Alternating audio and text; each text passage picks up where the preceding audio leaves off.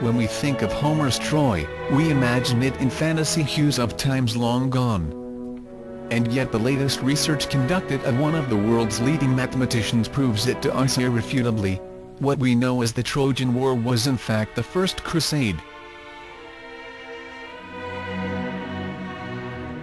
We are talking about obvious parallels between two major military campaigns separated by millennia. The Trojan War and the First Crusade are but different names of one and the same military campaign. The former ended up in the distant past due to the blatantly erroneous chronology that we use. One that was created by the Jesuits in the 16th-17th century. This chronology, regarded by many as the absolute historical truth, contains many gaps and repetitions.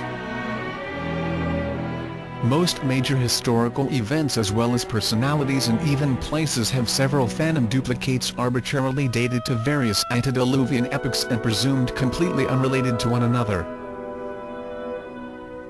The Trojan War and the First Crusade are a perfect example.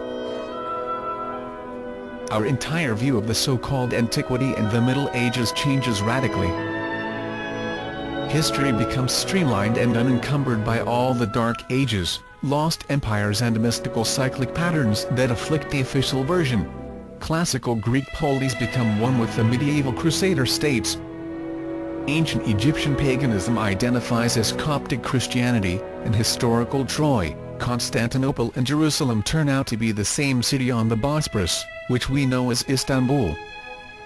Jesus Christ was born in 1053 AD and crucified in 1086 AD. Crusaders did not wait for 1,000 years to punish the tormentors of Jesus.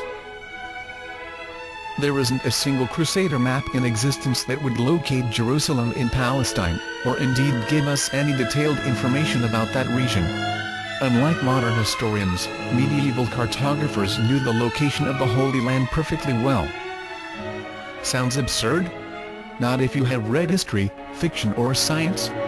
By Professor Anatoly Fomenko, a brilliant mathematician and a true scientist to the core. Unconfined by dogmatic thinking and determined to get to the bare historical truth at any cost.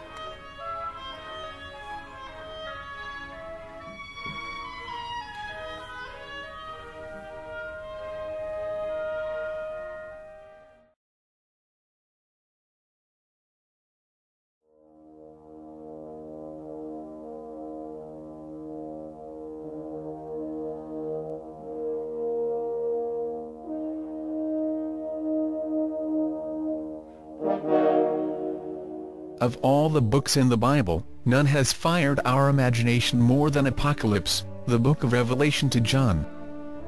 On the Greek Isle of Patmos, Apostle John has visions of angels, beasts, the throne of God, surrounded by the rainbow and the sea of glass, Lamb who turns into the conqueror on the white horse, dragons etc. etc. These verbal images do resemble those from the medieval astronomical and astrological maps. Look at the ancient sky map painted by great Albrecht Dürer. Astrology was an essential part of life in 14th-16th centuries. Therefore the Apocalypse prophecy edited and printed during this time contains medieval astronomical and astrological images. The astronomical interpretation of verbal images of Apocalypse yields the following horoscope of planets in the constellations. Planet Jupiter in Sagittarius, Planet Saturn in Scorpio, Planet Venus in Lion, Planet Mars in Gemini, close to Taurus, under the feet of Perseus, Planet Mercury in Balance, Sun in Virgin, Moon under Virgin's feet. The tradition says the Apocalypse was written in 95 AD by Apostle John. The Apocalypse we know today is the last book of the New Testament.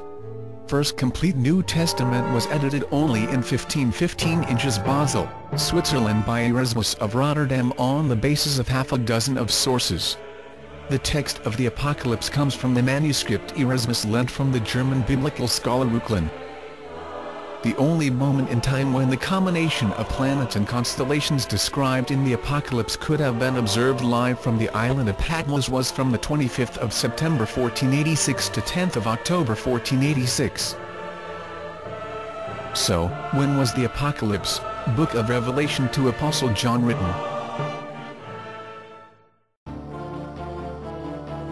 This book will change your entire perception of history forever. What if ancient Rome, Greece and Egypt were invented during the Renaissance? What if the Old Testament was a rendition of events in the Middle Ages?